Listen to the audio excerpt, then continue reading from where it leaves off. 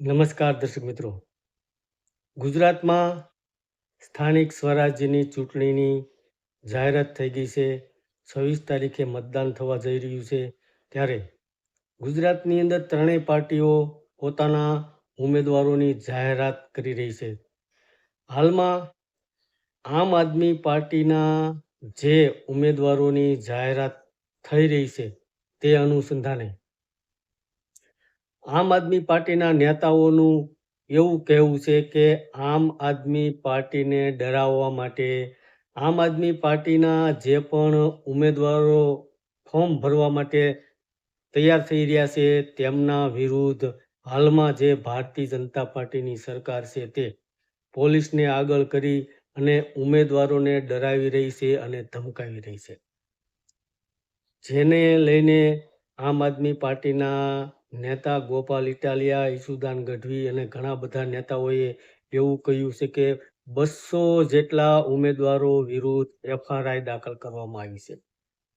અને ત્યારબાદ હાલમાં જ તે ગોપાલ ઇટાલિયા દ્વારા એક વિડીયો બનાવી અને સોશિયલ મીડિયા ઉપર મૂકવામાં આવ્યો છે, જેમાં એવું કહેવામાં આવ્યું છે, ગોપાલ ઇટાલિયા એવું કહે છે કે મારા માતાને સુરતમાં મારા ઘર ઉપર જઈ અને તેઓને ડરાવવામાં આવ્યા છે અને તેઓને એવું પૂછવામાં આવ્યું હતું કે ગોપાલ ક્યાં ગયો, ગોપાલ ક્યારે આવે છે.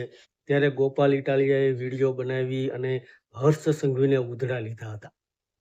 તો ગોપાલ ઇટાલિયાએ ગુજરાતના ગૃહમંત્રી હર્ષ સંઘવી ઉપર એટલી ઉગ્ર ભાષામાં હર્ષ સંઘવીને જવાબ આપ્યો હતો કે જેને સાંભળીને કદાચ બધા લોકો ચોંકી ગયા.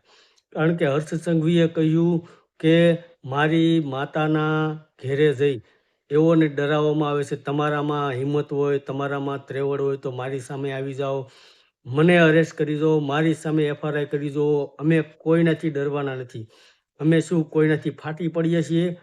વારંવાર આમ આદમી પાર્ટીના નેતાઓને ડરાવવામાં આવી રહ્યા છે. આ એ જ બતાવે છે કે આવનારા સમયની અંદર આમ આદમી પાર્ટી એક સારો દેખાવ કરવા જઈ રહી છે, લોકોના દિલમાં સ્થાન પામી રહી છે અને લોકો આમ આદમી પાર્ટીને સ્વીકારી રહ્યા છે.